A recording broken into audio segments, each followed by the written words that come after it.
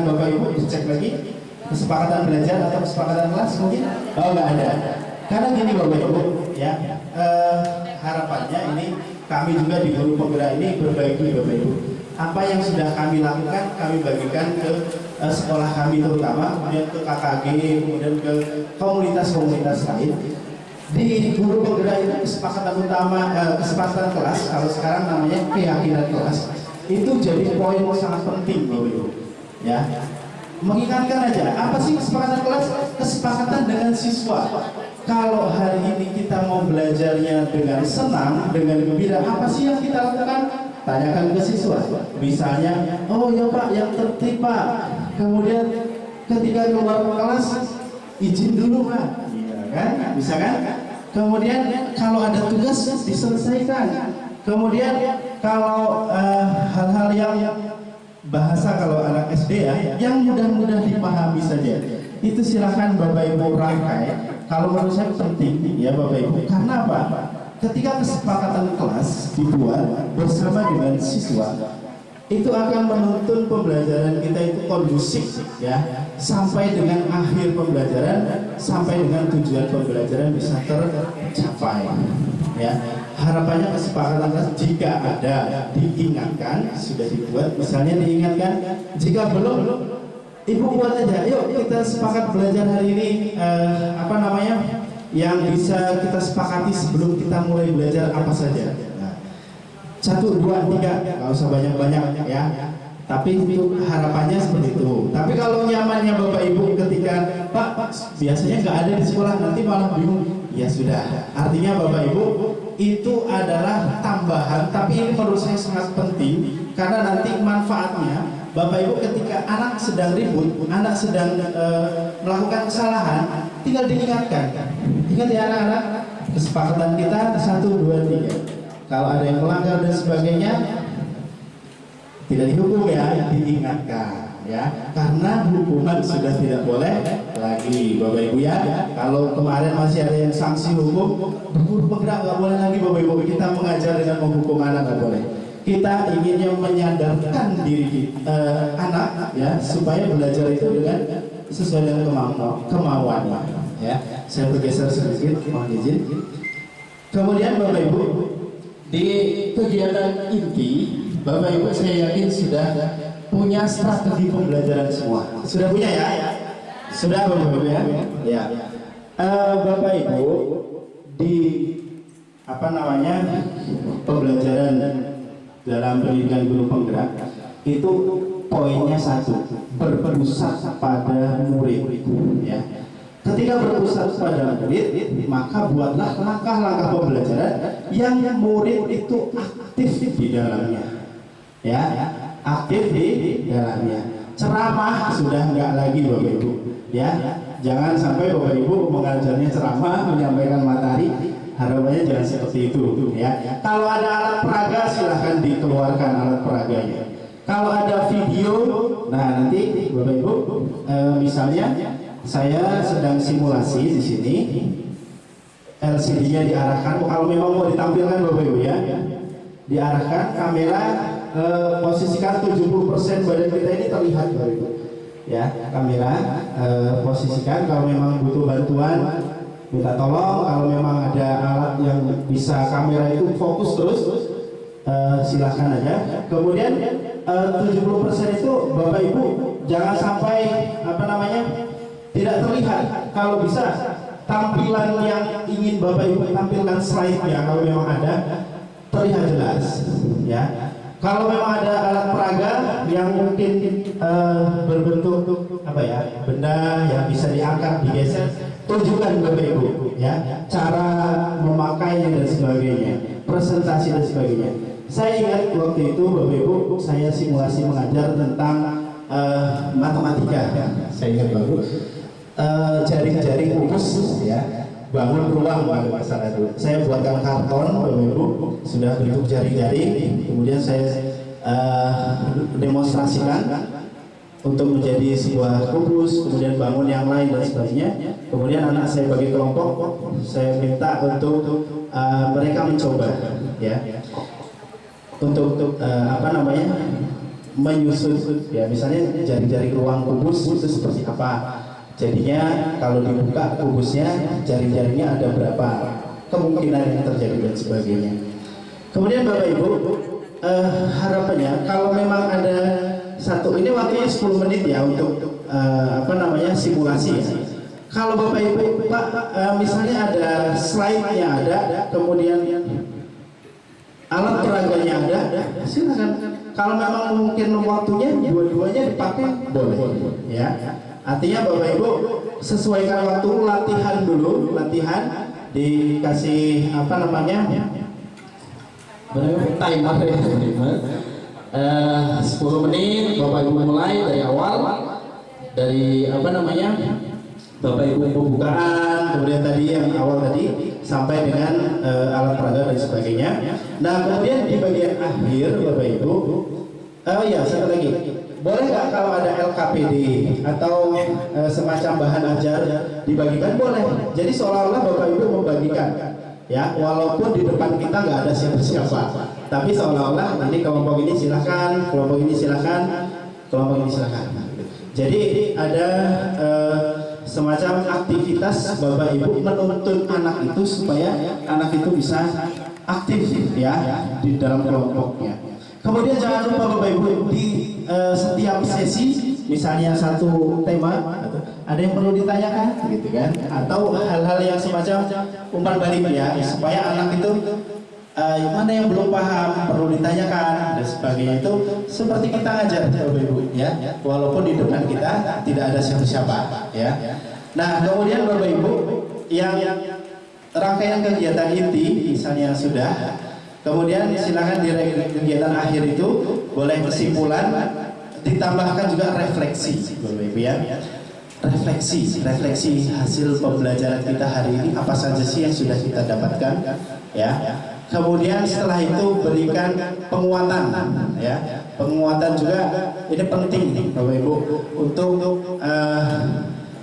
silakan disusun kalimatnya ya, untuk yang sudah memahami terus ditingkatkan pemahamannya misalnya. Kemudian sampaikan juga terkait dengan pembelajaran yang akan dilaksanakan pada pertemuan selanjutnya ya. Kan singkat ya Bapak Ibu ya.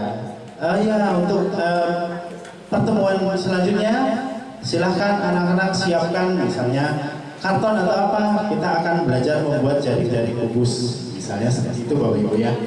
Nah jadi urutan dari awal itu sistematikanya ya di RPP Bapak Ibu kan ada pendahuluan, inti, penutup. Ini kalau bisa dilaksanakan semua ya. Iya betul, dilaksanakan semua 10 menit ya. Dan terakhir Bapak Ibu, seingat saya waktu itu, karena memang sudah lama saya ikut tesnya ya 2020, ditanya kita Bapak Ibu, tadi tentang apa ya topiknya? Setelah selesai wawancara, saya ditanya waktu itu, selesai simulasi, terima kasih. Jadi ini Bapak Ibu, simulasi dengan wawancara waktunya kebarengan ya. Simulasi dulu, nanti dijadwal lagi wawancara.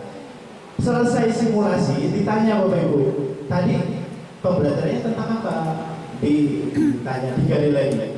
Terus metodenya apa? Gitu ya. Kemudian ada pertanyaan apa lagi ya? Ada 3 kalau nggak salah. Kelebihan dan kekurangan dari metode pembelajaran. Iya. Oh, jadi saya lupa ya Bu ya. Ya baik. Itu Bapak Ibu skenario simulasi yang Bapak Ibu mulai hari ini mungkin siapkan supaya Bapak Ibu ketika mendapatkan jadwal simulasi nantinya Bapak Ibu sudah siap ya. Sampai di sini ada yang mau disampaikan Bapak Ibu dari belakang teman? Silakan. Nanti Bapak Ibu PP yang lain dibantu.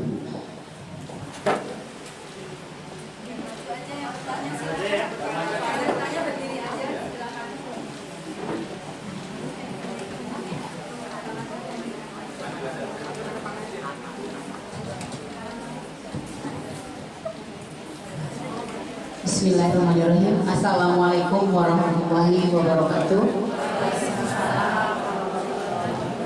Perkenalkan, saya Delva Fitri dari SD Negeri 1 Banjarmanis, Kecamatan Gisti. Kebetulan Bapak, saya dan guru, saya kebetulan kepala sekolah dan guru saya lulus dari SD 1 SD.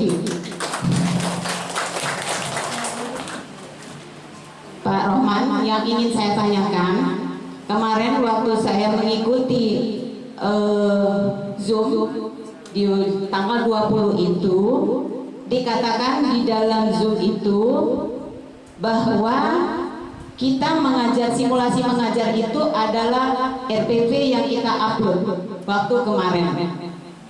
Nah, tadi Bapak menyampaikan bahwa di dalam RPP itu sebaiknya ada kesepakatan kelas antara kita dan siswa.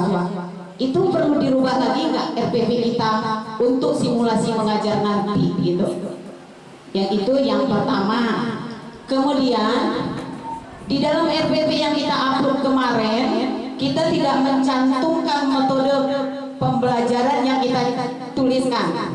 Apakah nanti di dalam RPP yang kita sampaikan di simulasi itu juga perlu kita mencantumkan metode apa yang kita pakai?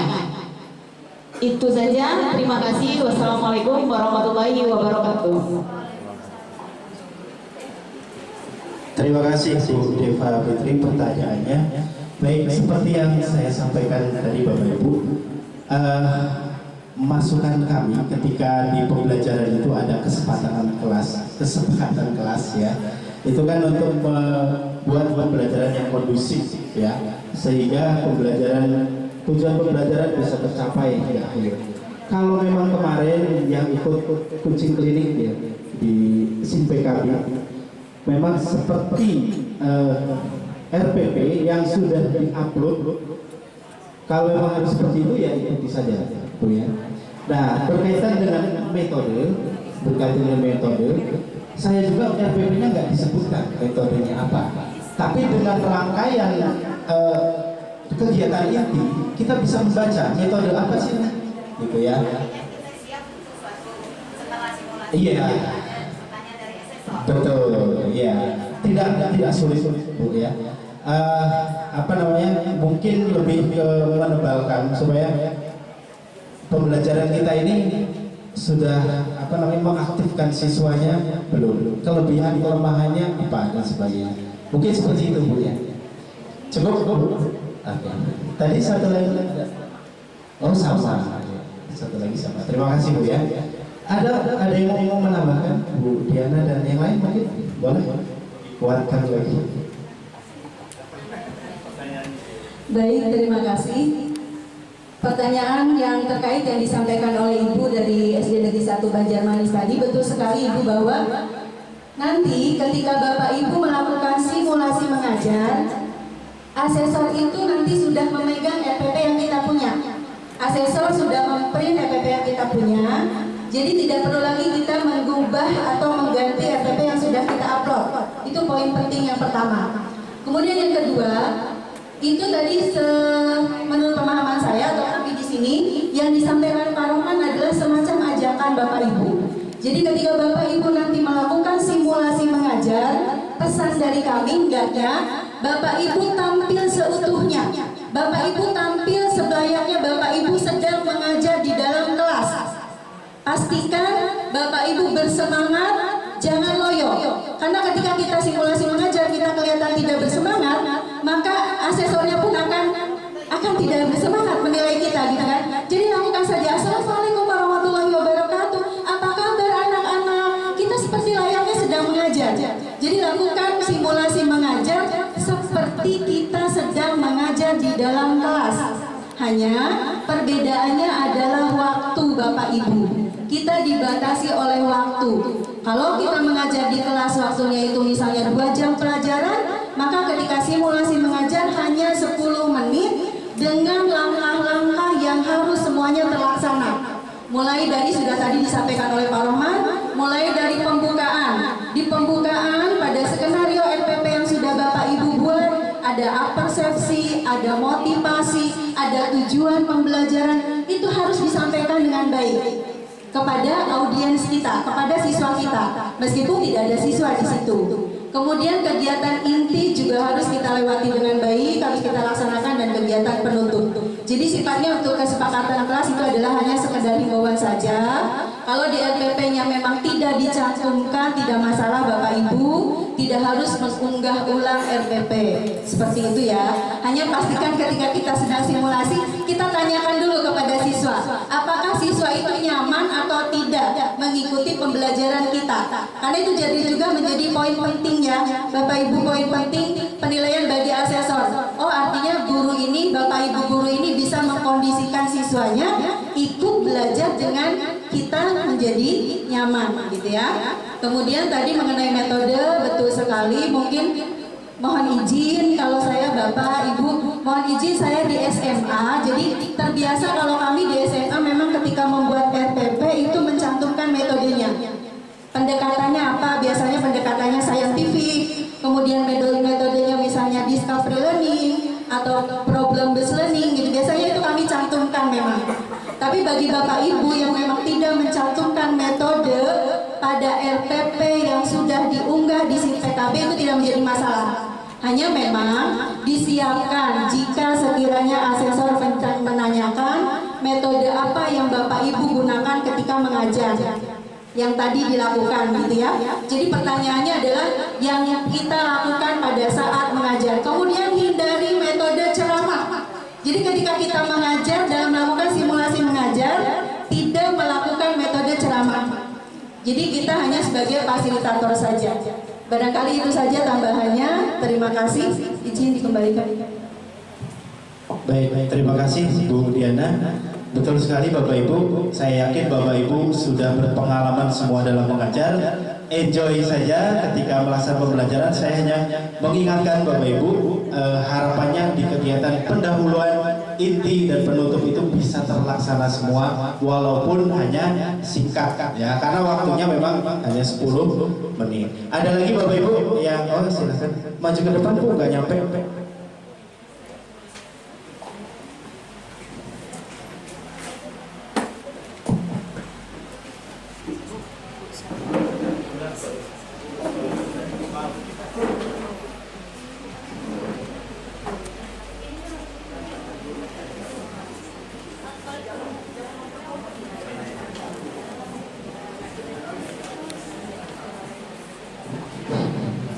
Assalamualaikum warahmatullahi wabarakatuh. Perkenalkan, nama saya Bintu Hayuyah dari SDN 2 Arjosari, Ubud. Bapak Ibu, yang ingin saya tanyakan, nanti kami akan melakukan tes wawancara dan simulasi mengajar. Kira-kira poin apa yang nanti akan dinilai saat melakukan wawancara dan simulasi mengajar?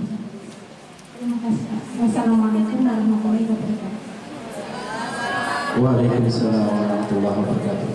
Terima kasih Bu atas pertanyaannya. Poin apa saja yang akan dinilai ketika kita melaksanakan simulasi mengajar dan wawancara. Jadi ini Bu Asesor ngomong dulu. Silakan Bu.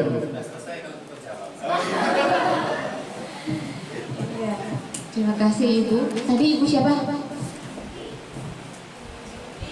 Ibu? Ibu Siti. Binti. Dari mana Ibu? Oh, belum ya. Apa saja poin penilaian dari simulasi mengajar dan wawancara? Oke. Saya langsung aja ya. Saya orangnya langsung tek. Oke, yang pertama ketika kita simulasi mengajar itu yang akan dinilai adalah kegiatan pendahuluan, inti, penutup itu tidak terlewatkan dari 10 menit. Ya, bagaimana kita menyampaikan kepada anak? Gimana? 10 menit tapi kelihatan kita nggak ceramah. Jadi seolah-olah kita ngobrol. Kita ajak ngobrol. Ya, tidak ada orang. Oke, ini kalau ngajar. Oke, anak-anak, ada yang bertanya? Oh iya. Jadi kita seperti kalau orang gila, lihat ngomong sendiri jawab sendiri. Harus seperti Ibu, harus seperti itu ya Ibu Bapak ya. Jadi kita harus melemparkan pertanyaan, terus kita jawab, oh iya, silakan Ani berdiri. Oh apa tadi jawabannya? Oh betul Ani. Seperti itu Bu. Harus bertanya, harus menjawab, yang benerin, yang nyalahin kita jawab sendiri. 10 menit, kami 7 menit Ibu. Ya. Jadi dari pendahuluan persepsi, tolong jangan lambat Mbak, harus cepat karena kita dikejar. 3 poin itu harus tersampaikan. 3 di kegiatan inti kita harus benar-benar terlihat kalau anak-anak itu benar-benar aktif ketika kita maju. Ya, siapa yang belum bisa? Oh iya Budi, kenapa sayang? Jadi tunjukkan ekspresi kita. Oh iya, kenapa? Jadi jangan kita seolah-olah ngajar itu semuanya lancar, oke, tidak. Tunjukkan ketika di kelas anak kita beragam. Ya, sekarang itu ditulis seperti itu. Jadi nanti kalau misalnya nggak beragam, nanti kita akan ditanya, bagaimana Ibu? Apa iya anak Ibu di kelas semuanya memiliki kemampuan yang sama? Itu pasti ada pertanyaan seperti itu. Ketika kita mengajarnya, kayaknya kelihatannya lancar gitu ya. Jadi kita harus tunjukkan di kelas kita itu juga menghadapi anak yang sulit seperti itu ya. Ada anak yang aktif gitu. Perbedaan anak kita harus memahami. Ya, jadi saat itu asesor akan melihat, oh ini guru iya, berarti di kelas memang pengalamannya seperti ini. Setiap anak pasti beda. Dan kita harus pandai juga bagaimana kita mengajar saat itu di kelas, kita menempatkan anak yang berbeda-beda tadi semuanya. Ya Bu, itu poin itu Bu ya. Jadi semuanya, oh kenapa? Nah, majulah kita di kamera itu seolah-olah kita nyentuh anak ya. Seperti itu. Jadi kita harus bisa. Kita menempatkan, oh ini anak yang kurang, ini anak yang cepat. Jadi pada saat mengajar tolong perlihatkan. Yaitu namanya pembelajaran berdiferensiasi. Ya Ibu ya. Pembelajaran berdiferensiasi ketika nanti simulasi mengajar, tolong Ibu perlihatkan juga ketika simulasi nanti. Kan itu juga poin. Meskipun nanti di RPP-nya tidak ada metode, ya itu sengaja dibuat format tidak ada metode. Nanti ketika itu asesor bertanya, metode apa itu tadi? Apa cirinya metode yang Ibu gunakan tadi? Kenapa Ibu yakin itu metode itu? Harus paham dari metodenya. Ya Bapak Ibu ya. Kalau misalnya mengenal metode apa saintifik? Apa saintifik? Harus bisa Ibu menjawab. Apa rangka-rangkanya metode saintifik? Ya, seperti itu. Misalnya metode apa lagi? Jigsaw. Apa Bu ciri khas jigsaw? Katanya harus bisa. Walaupun tidak dicantumkan. Alat peraga gunakan yang sesederhana mungkin, yang setiap hari anak-anak di kelas sehari-hari setiap hari kita gunakan. Nggak usah pas lagi simulasi mengajar pakai LCD. Nanti kata SSO, Ibu setiap hari seperti ini ngajar di kelas. Jangannya enggak. Kenapa Ibu simulasi mengajar menggunakan LCD? Biar dapat nilai gede ya Bu ya. Jangan. Ya, jadi asesor akan menilai keseharian ibu-ibu di kelas. Kalau memang apa adanya, gunakan alat peraga apa adanya setiap hari yang kita bisa lihat. Tema kita apa? Cari alat peraga yang sesederhana mungkin atau semurah mungkin yang bisa kita ambil tanpa harus menggunakan modal. Misalnya untuk yang kelas rendah, kebersihan apa? Siapin sapu di samping kita, serok sampah di samping kita, sulak di samping kita, semuanya kita ngomong, ngoceh, jawab, semuanya kita 10 menit harus sudah selesai. Ya Ibu ya, jangan sampai kita bengong bingung Bu, 10 menit tahu-tahu habis. Iya, 7 menit kami Bu, jadi saya 7 menit waktu itu benar-benar kayak orang gila katanya ngomong. Ya saya ini, itu ya nak, oh iya silakan siapa lagi saya Bu, oh ya sini saya. Seperti itu saya di depan kamera. Ya, jadi 10 menit gunakan, tolong siapin alat peraga yang mudah diperoleh temanya, sesuai dengan temanya, jangan yang mahal-mahal nggak usah. Ya, siapkan absensi, buku-buku semua sudah ada di situ, tinggal ngambil. Bagi LKPD itu cepat 1, 2, 3. Oh ya siapa yang sudah? Ya silakan maju atau bagaimana? Langsung. Ya, tolong dari 3 itu simulasi mengajar jangan sampai lepas. Satu langkah terlewatkan sudah poinnya kurang. Itu penilaian dari asesor. Kemudian wawancara. Wawancara itu masih ingat Esai? Masih ingat ketika ngisinya waktu itu? Gimana rasanya ngisi esai ini Bu? Masya Allah. Saya tahu perjuangan ngisi esai ya. Saya tahu bagaimana Ibu ngisi esai. Harus mengisi sekian ribu karakter. 2.000 karakter, 5.000 karakter, 2.000 itu minimal Ibu. Karena saya mendampingi. Ya, saya berikan waktu saya nggak apa-apa. Ya, kita sama-sama susah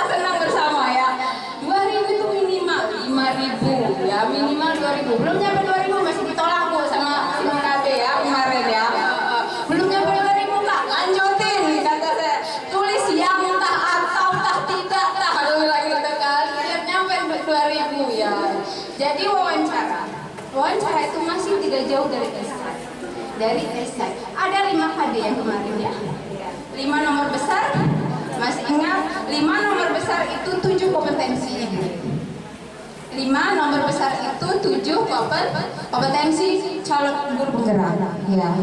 Jadi ketika ibu masih ingat, nah itu nanti akan ditanyakan.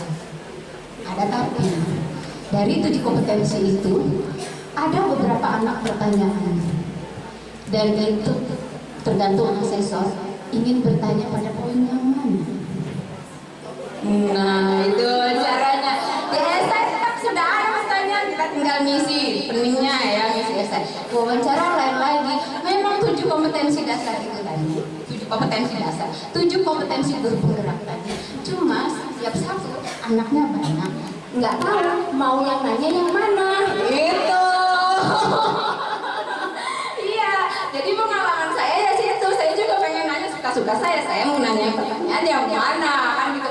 Tapi satu kuncinya, setiap pertanyaan yang diberikan asesor, tolong ingat-ingat, ceritakan kisahnya tahun berapa, waktunya kapan, kegiatannya apa, langkah-langkahnya seperti apa, detail Bapak Ibu. Itu poinnya. Detail langkah-langkah ibu saat itu apa, kegiatan itu apa pertama yang saya lakukan saat itu, kemudian apa hambatan-hambatan yang ibu temui saat itu, ceritakan semuanya, kemudian hasilnya apa. Nah jadi 3 poin ya, 3 poin. Yang pertama adalah kisahnya atau ceritanya itu kapan waktunya, kemudian langkah-langkah atau yang ibu lakukan saat itu apa, dan yang ketiga hasilnya itu apa. Ceritakan saja. Hasilnya itu mau berhasil ya tidak, ceritakan. Kenapa tidak berhasil, ceritakan apa kendalanya, apa yang dilakukan solusinya saat itu. Ibu nilai. Kalau dari 3 itu tidak diceritakan salah satunya saja, ibu nilainya cuma 3. Itu nilainya. 3. Jika semuanya 3, ibu bapak tapi was-was karena 3 ini istilahnya cukup ya. Idealnya 4 akan tercapai jika ibu mampu menceritakan dari semua pertanyaan itu kisahnya tahun berapa. Kisah yang diminta adalah 2 tahun terakhir. Jika ibu ceritakan lebih dari 2 tahun terakhir, itu tidak ada nilainya ya. 2 tahun terakhir, ingat 2 tahun terakhir. Masih ingat pertanyaan esai waktu itu Bapak Ibu? Nah. 1, apa?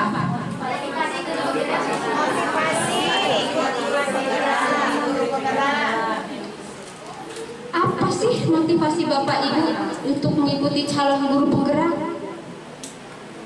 Ada yang mau coba jawab?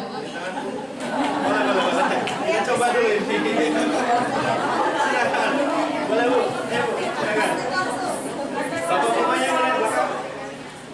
Mau mencoba ditanya sama asesor. Silakan.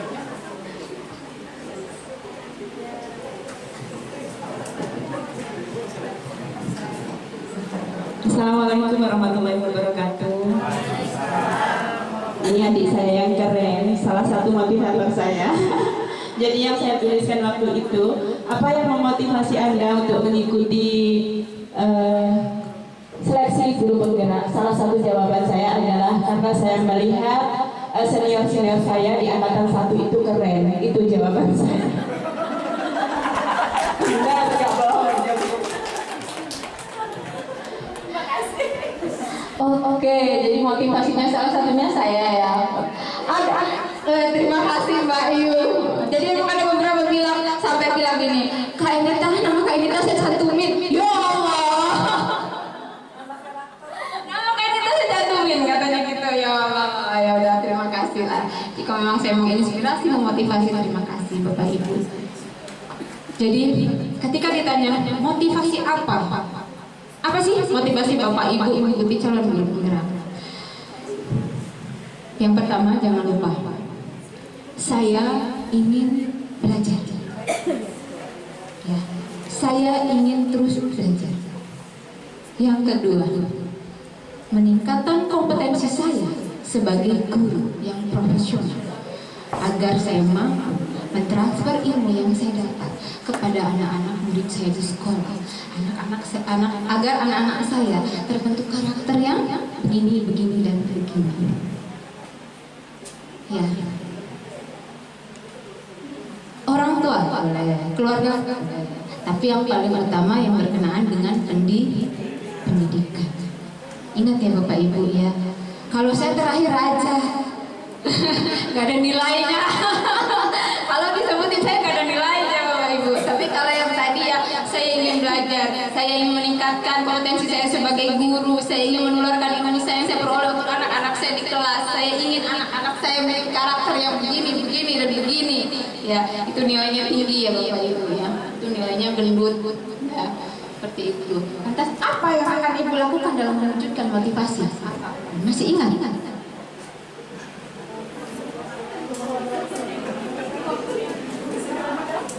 Kalau katanya misalnya, tadi motivasinya apa? Keren. Salah satunya katanya keren, termotivasi. Itu langkahnya apa? Bingung kan? Oke. Saya yakin, pokoknya esai jangan lupa. Esainya dibuka lagi, file yang sudah Bapak Ibu semua simpan.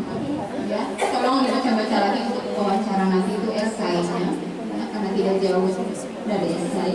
Tolong ingat, jangan menggunakan kata kami. Jangan menggunakan kata kami, gunakan kata saya. Saya yang melakukan, bukan kami. Karena saya selalu menanyakan Anda. Ya, gunakan kata saya, bukan kami. Kalau udah kata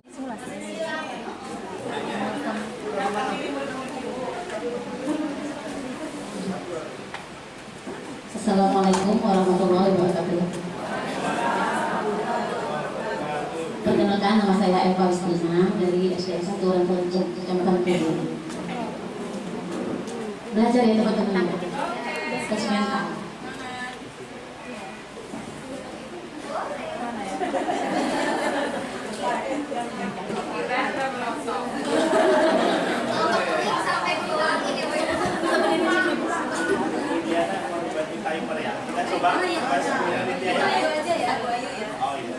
Konsentrasi aja.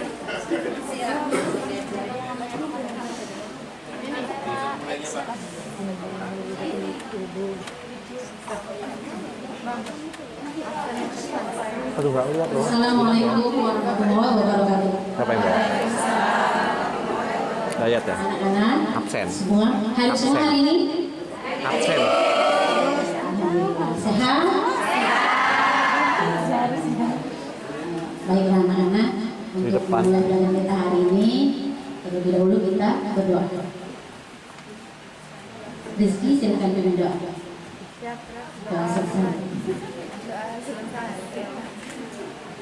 Anak-anak, hari ini Ibu akan menyampaikan materi tentang hubungan jarak. Hubungan jarak jauh. LDR.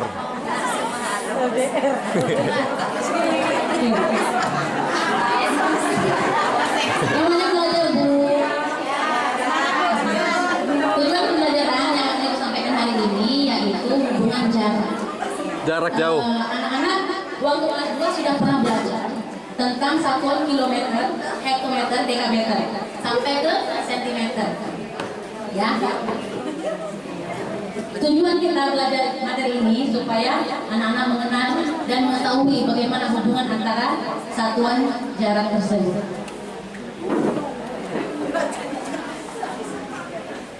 Alat peraganya ada ya. Ini tangga bisa kita lihat ya. Kalau dari kilo, hekto itu turun. Nah, kalau turun itu dikali turun. Kalau naik dia dibagi. Kita simpan. Sekarang kita kelas 5. Kelas 2 kemarin sudah pernah kita pelajari. Ini sifatnya hanya lebih memahami.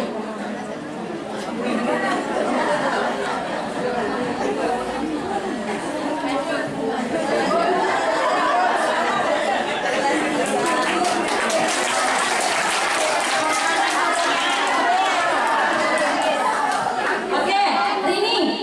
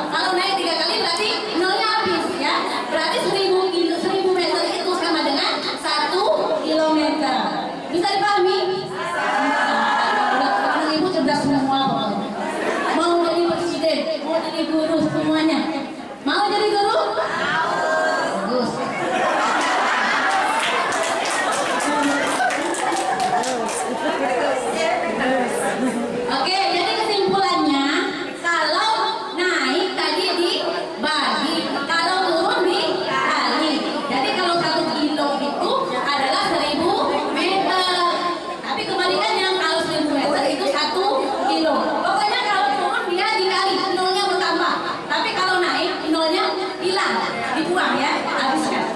Paham ya? Oke. Ada pertanyaan?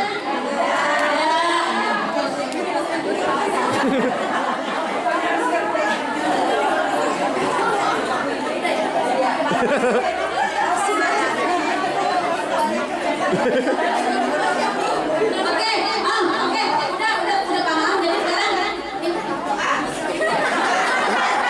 kita nyanyi dulu, kan udah semua. Oh ya oke. Sekarang berdiri semua biar semangat. Berdiri semua, kita apa? Seperti ini tadi. Springingnya. Kita harus springing dulu. Kita berdiri semuanya. Biar anak-anak ini semangat. Pokoknya semuanya berdiri. Biar semangat, biar ngantuk. Semuanya berdiri. Kalau kata ibu besar, kalian duduk. Tapi kalau kata ibu kecil, kalian harus berdiri. Kalau yang salah, kasih hadiah. Setuju?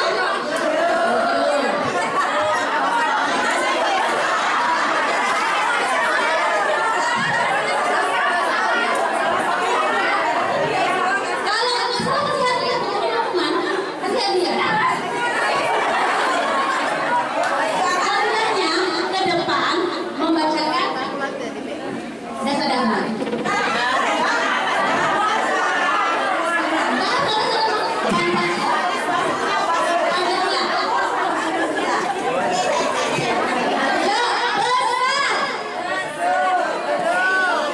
Kalau besar seperti apa? Kecil. Oke, semuanya betul. Berarti semuanya sebentar.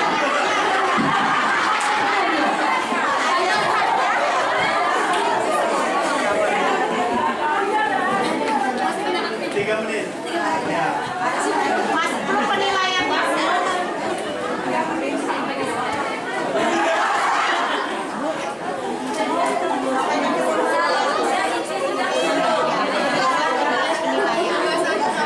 Oke, sekarang DPR kalian boleh mengukur jarak dari rumah kalian ke sekolah.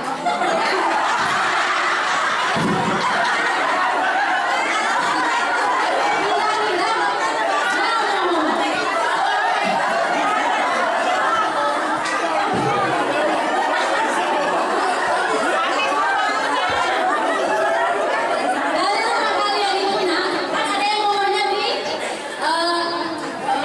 Kubung. Di Kubung nggak bisa terlalu jauh. Karena ada rumahnya setengah kilo, nggak nyampe. Nah kalau rumah Budi kan dekat tuh. Warahmatullahi wabarakatuh. Selamat siang, salam sejahtera untuk kita semua. Nabi pun yang saya hormati Koordinator SPLP Kecamatan Listing Bapak Anas, Pak Ibu yang saya hormati kepada Ibu Pemimpin pendamping dari seluruh calon guru penggerak. Yang saya hormati Bapak dan Ibu guru-guru hebat, calon guru penggerak angkatan 9 ya. Angkatan 9 lah. Saya hormati. Alhamdulillah syukur pada siang hari ini kita masih diberikan waktu, masih diberikan kesehatan, sehingga kita semua masih bisa berkumpul di tempat ini dalam keadaan sehat ya. Bapak dan Ibu yang saya hormati, beberapa waktu yang lalu kita telah mengadakan vaksin masalah dibagi di titik dari titik mulai dari semangka kalau nggak salah Pukul, Bulog, Pulau Anggung dan yang lain-lain. Dan alhamdulillah hari ini kemarin kita sudah melihat hasil dari seleksi calon guru penggerak angkatan 9. Kalau saya tidak salah, data yang lulus dari Kabupaten Bandung itu 167 calon guru penggerak yang akan ikut dalam tahapan kedua. Saya mohon maaf, mungkin seperti apa yang disampaikan Pak Ketua tadi, acara kita ini pada hari ini acara kegiatan dadakan sebenarnya. Komunikasi kita sudah jalan. Sementara kemarin kita ada upacara Bukagamus. Selesai dari situ saya ada kegiatan dengan jajaran PKBU berkaitan dengan permasalahan ujian penerimaan paket yang memang kemarin agak sedikit serius Pak. Nah, di saat jeda waktu itu sekitar pokok ini informasi boleh berkaitan dengan tahapan kedua sisa guru penggerak. Alhamdulillah syukur akhirnya bersyukur kita hari ini mendapatkan pendampingan kembali. Untuk itu saya mohon maaf jika seandainya momen ini kurang pas. Kenapa? Karena ini juga berbenturan dengan kita besok akan memasuki bulan suci Ramadan. Tapi kegiatan ini harus kita laksanakan. Bapak dan Ibu, saya sangat menyadari bahwasanya keberhasilan dunia pendidikan ini ada di tangan Bapak dan Ibu semua. Ada di tangan seluruh jajaran guru-guru hebat yang ada di Kabupaten Bandung. Saya terus terang dan Pak Kadis tidak bisa berbuat apa-apa sebenarnya untuk memajukan dunia pendidikan tanpa dukungan semua, terutama yang dari ujung tombak adalah seluruh jajaran guru yang ada di lingkungan Kabupaten Bandung. Dan ini sudah sering saya sampaikan. Jadi kami menaruh harapan besar,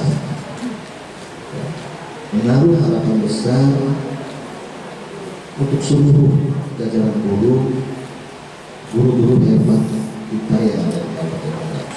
Bagaimana kita bisa membawa sebuah perubahan di satuan pendidikan masing-masing. Ya.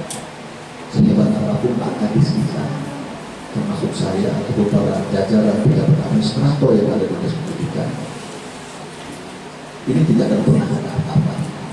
Ya.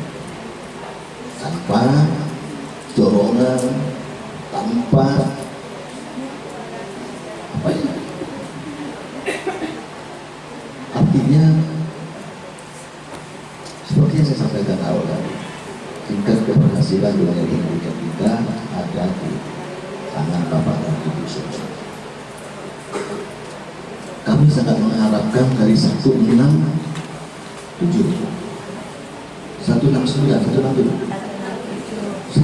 ini kalau bisa jangan sampai ada yang tercecer lagi lah. Ya, bisa nggak? Gimana caranya gitu? Ya, harapannya seperti itu. Kenapa? Karena kita butuh. Ya. Jadi harapan saya semua semangat ikutin acara dan kegiatan ini. Ikutin apa yang akan diberikan, nanti akan disampaikan nanti oleh seluruh jajaran Bapak dan Ibu pendamping yang ada di sini. Mereka ini pengalamannya yang perlu kita ambil. Ya, mereka sudah berpengalaman dalam rangka pelaksanaan seleksi calon guru penggerak yang sudah angkatan yang sampai selesai. Ini kayaknya Pak Sukron, berapa orang ini nanti nantinya? Berapa orang nanti yang bisa diganti? 7 Pak Sukron nggak hadir? Oh, saya kira itu nanti kita manfaatkan waktu ini, ya.